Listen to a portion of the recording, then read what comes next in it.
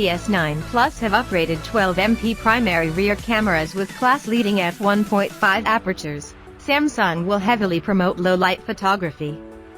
Galaxy S9 Plus exclusively has a second rear camera with f2.4 aperture for portrait photos and 2x optical zoom. This will annoy potential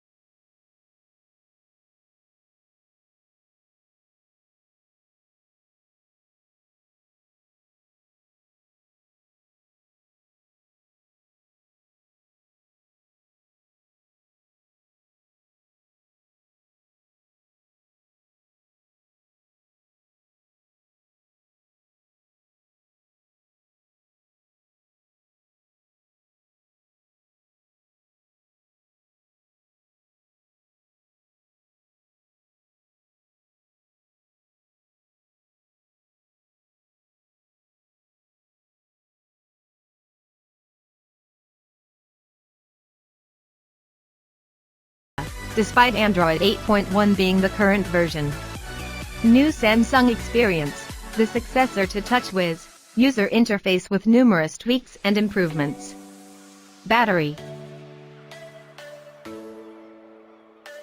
unchanged from last year. Galaxy S9, 3000 mAh.